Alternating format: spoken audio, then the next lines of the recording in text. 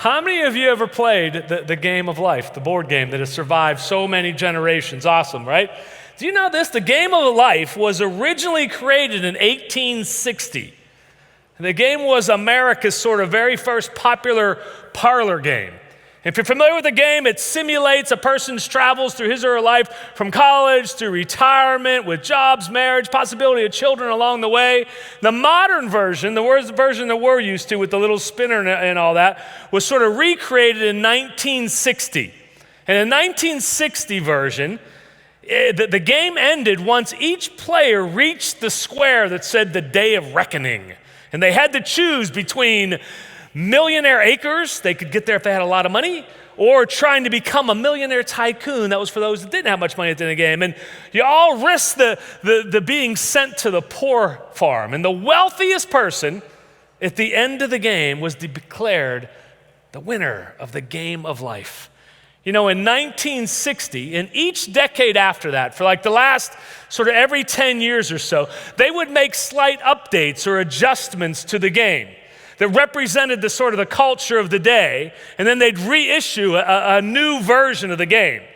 So in the 1970s, they raised the dollar amounts on the cash in the game, right? Because in the 70s, right, that was Wall Street and Gordon Gekko and you know, greed is good and show me the money and all that stuff. In the 80s, they replaced the little plastic convertible cars with minivans. That makes sense? In the 90s, they gave rewards on certain squares for doing good deeds, like recycling trash. Oh, the 90s, a kinder and gentler era, I guess. And in 2000, get this, they upped these little squares, these values for taking more risk. You were rewarded more cash for working harder and putting in extra hours. So that must have been the baby boomer sort of revision. In 2010, they removed the lawsuit squares. Everybody must not have liked attorneys in that decade. So what do you think they adjusted about 5 or 6 years ago to represent sort of the decade we're in?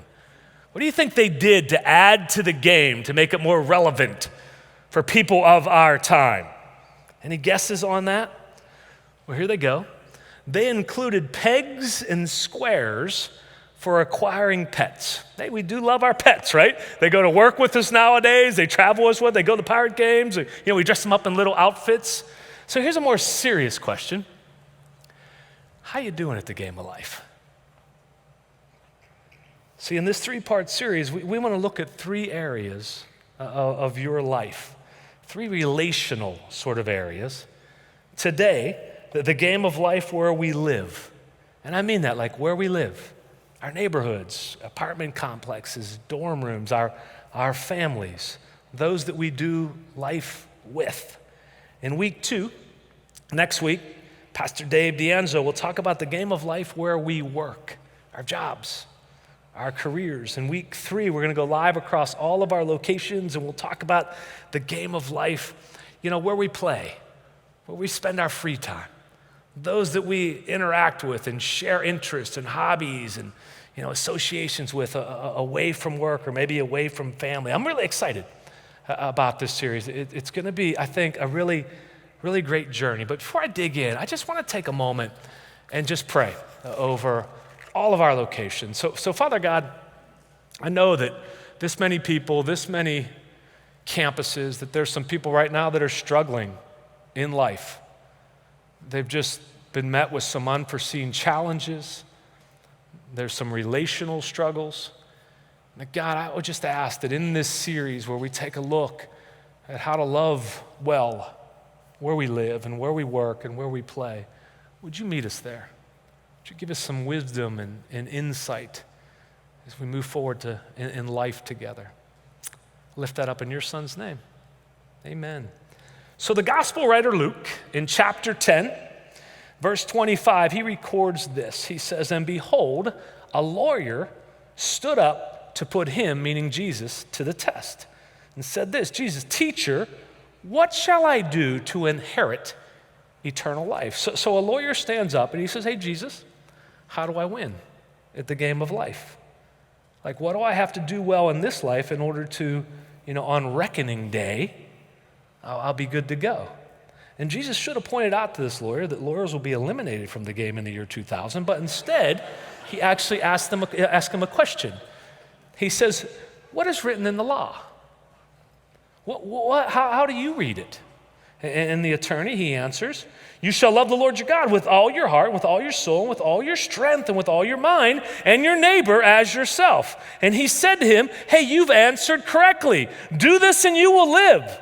Jesus is basically saying, if you want to win at the game of life, love God. With all you've got, love people, and you will do well in life. The lawyer doesn't stop there, though. And he asks another question. But he, the lawyer, desiring to justify himself, said to Jesus, who's my neighbor? He's basically saying, well, who is it that I need to love like myself? I think the lawyer is saying, okay, I get it, but really, who do I have to love? See, and I think if we really dig deep and we're really honest with ourselves, we ask the same question.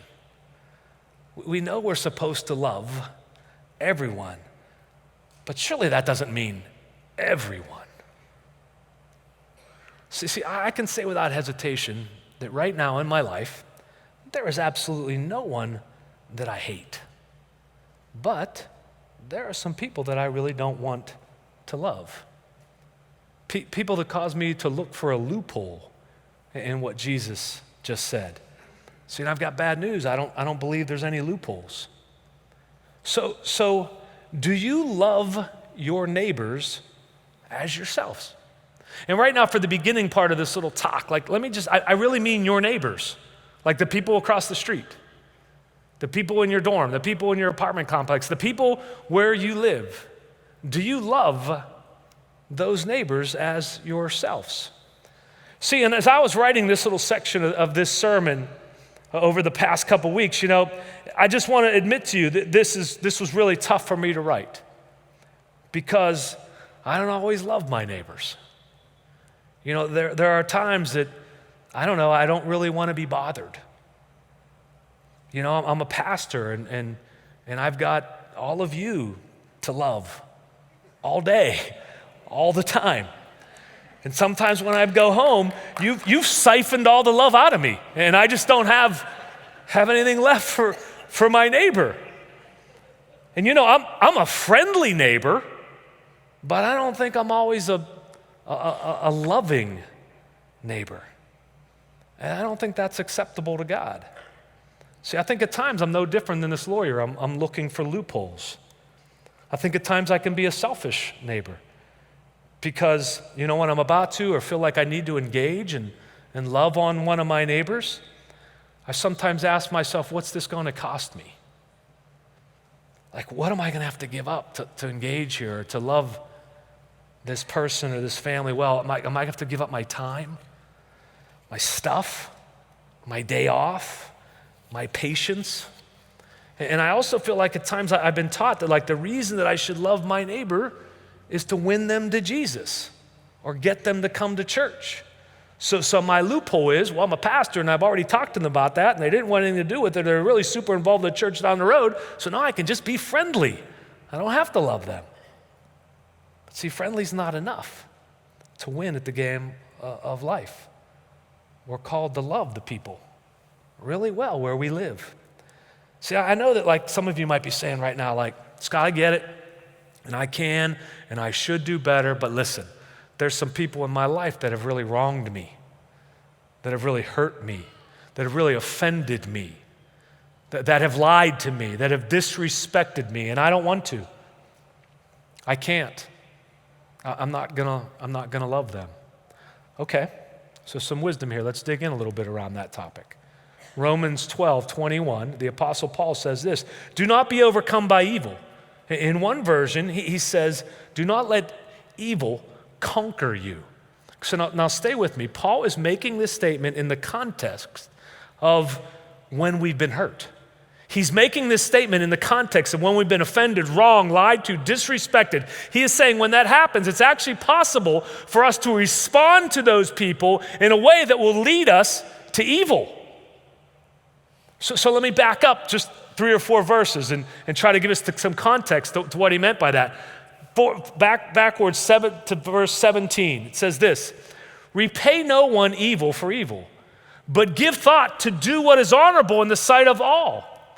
If possible, so far as it depends on you, live peaceably with all. Beloved, never avenge yourselves, but leave it to the wrath of God, for it is written, vengeance is mine, I will repay, says the Lord.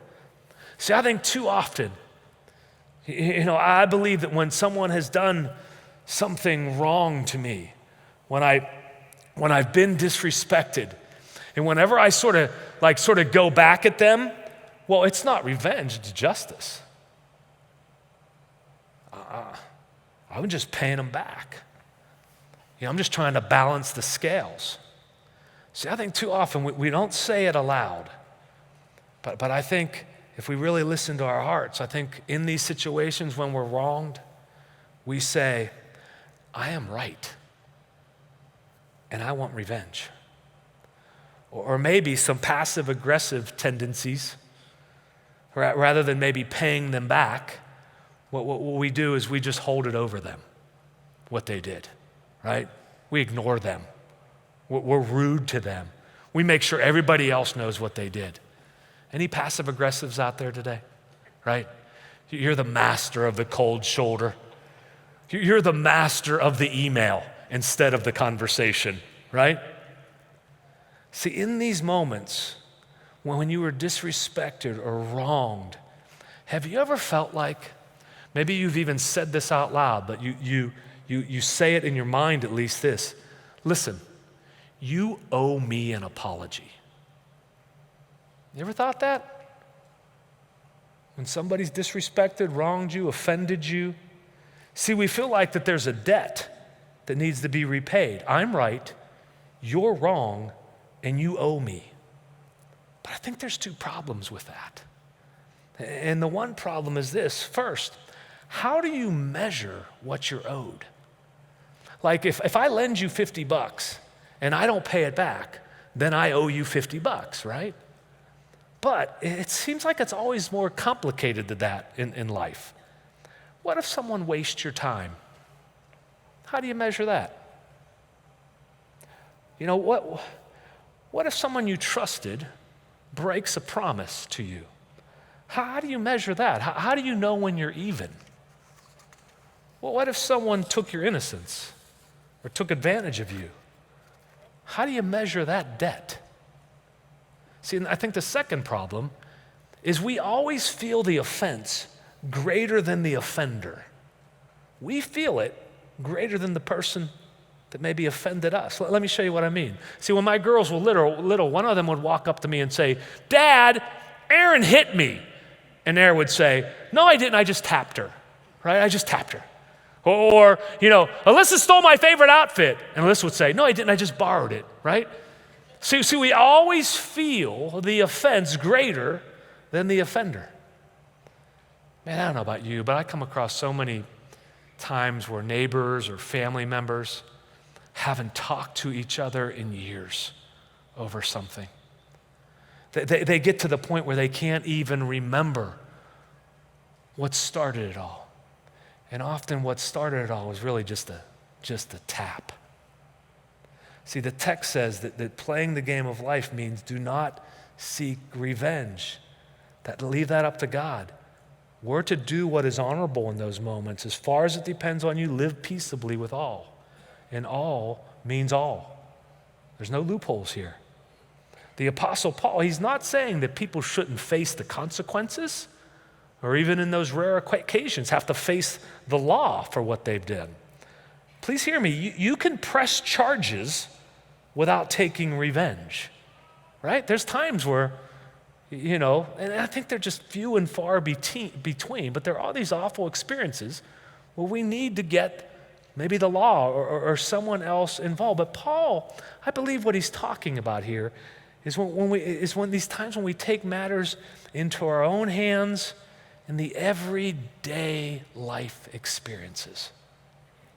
And he's challenging us in these moments to ask, is it worth it?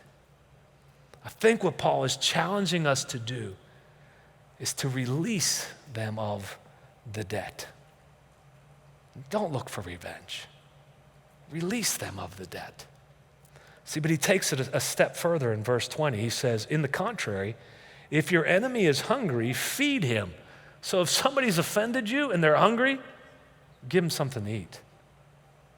You know, if he is thirsty, give him something to drink. So if somebody has disrespected you and they're thirsty, give them something to drink.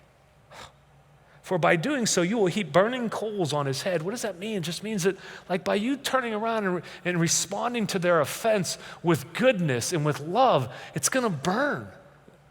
They're going to say, oh my, look at the way he or she is responding. Maybe I've got to process this. And then God's going to be able to get in there and do the work. And then it says the verse, do not be overcome by evil, but overcome evil with good. Don't be conquered by evil. See, if you are playing life right now, needing to constantly be right and looking for revenge, I'm just telling you, you're going to end up with a lot of regrets. For your own sake, so that you're not conquered by evil, the text is saying, make a choice to forgive. Let's talk about forgiveness just for a minute. Forgiveness does not mean that you gloss it over and then you pretend it never happened. No, forgiveness, it looks the offense right in the eye, you know, and acknowledges what you did hurt me, right? But I'm going to release you from it. Forgiveness never happens by accident. You've always got to choose it. Forgiveness, it's not always reconciliation, because some people are toxic and you do need to set up boundaries. Forgiveness is realizing that being right and seeking revenge is a self-destructive illusion. And instead, what you need to do is release them. Don't be conquered by evil. How many of you know somebody that's conquered by anger? That they were never ever able to release. And therefore, it's just anger that has conquered them. How many of you know somebody conquered by bitterness? How many of you know somebody conquered by a critical spirit? That what has happened to them, and instead of releasing, it has just caused them to be so critical about everything out there. That's what Paul's talking about. Don't be conquered. Don't let evil conquer you in these situations. If you've been hurt, if you've been offended, if you've been wounded, will it overcome you and conquer you? Or are you going to release it? Let me just ask another question. How are you doing with the closest relationships in your life? You know, in the 1960 version of the board Game of Life, you would often land on these certain spaces, causing you to pick up a challenge card. And on that challenge card, it could end up costing you some cash or making you move back, you know, multiple spaces in the game. Anyone recently turn over a pretty tough challenge card in life? Maybe it happened at work. We'll be talking about that next week. But anyone turn over a really difficult challenge card with the people that you're doing life with? And I'm not talking about needing to get a haircut or move to Cleveland, even though that would be awful to move to Cleveland. I'm talking about something else. You know, I turned over a tough challenge card a couple weeks ago. Doctors discovered a tumor in my father's esophagus. And then 3 days later, tests revealed that it's cancer, it's incurable, and it's inoperable. I flew down to Florida earlier this week. See, one thing that I am sure of in life, folks, is that we're all going to be presented with challenge cards. You know, Jesus said, I have said these things to you, that in me you may have peace. In this world you will have tribulation, you will have trouble, you will have challenge cards. But take heart, I have overcome the world. I want you to know you do not need to be overcome. You do not need to be conquered by evil or anger or bitterness or a critical spirit when you get when you get a difficult challenge card in your life. And you need to know that these will come our way. But what Jesus is saying there is you can have peace even in that moment because he's overcome the world. That's my current challenge card, my Father's health. What's yours? In fact, at all of our locations, you've got this card. Maybe write it down right now. What's yours today? What unexpected relational heartache are you dealing with? What relational mess has landed on your lap? And maybe it's been something that's been going on for so many years that you just haven't addressed. Who are you angry with? What's the name of the person that you've not forgiven, that you've not released, and it's eating you alive? Seriously, just take a second and write on your card. Your campus pastor is going to sort of pray over that at the end of the service. Jesus says, love your neighbor as yourself. Can I ask you, who's your closest neighbor? For some of you, it might be who's sitting right next to you or live in your house. And I believe that's where we have to start. Being a good neighbor for a lot of us, it might not mean going across the street and knocking on the door. It might mean going upstairs and knocking on the door. Maybe you need to go knock on your daughter or your son's door and begin a conversation that doesn't even have a hint with being right or being owed an apology, but rather just telling him or her how much you love them. Talking about forgiveness with him or her, releasing them on whatever it is that you think they owe you. Maybe it's knocking on the bedroom door and having the most loving conversation that you've had with your wife in years. A conversation that's soaked in forgiveness and seeking forgiveness with no concern at all for being right or being owed. Maybe right now in your family, it's time to call a time out and gather everybody together and say, I know things are a mess, and I'm not going to try to win you over or convince you of everything. I just want to say that I love you. Let's get through this. See, my father and I, we had a lot of challenge cards over the years. But see, many years ago, I stopped trying to be right. And I stopped feeling like I was owed something, and I released him. And I went to Florida this week just to make sure that he knew that. See, some of you might be saying, hey, Scott, you don't know. You don't know what my husband is like. You don't know what my wife is like. You don't know how dysfunctional our family is. Jesus doesn't say love God and love people if they're good people or if they're people that we can tolerate. He does not give us loopholes. He says love them. And again, please hear me. I'm not talking about abusive, toxic family relationships. Like I said, I know they are out there, but I don't think they mark all of our lives. In 1 John chapter 4, verse 7, it says, Beloved, let us love one another, for love is from God, and whoever loves has been born of God and knows God. Get this. Anyone who does not love does not know God. Let that sink in, because God is love. When I read that, man, that just really challenged me. And I'm just going to say this sort of like, it felt like it said to me, hey, Scott, I'm just going to say this to all the men. If I say I love God and I treat my wife like dirt, then I'm lying to the rest of my family.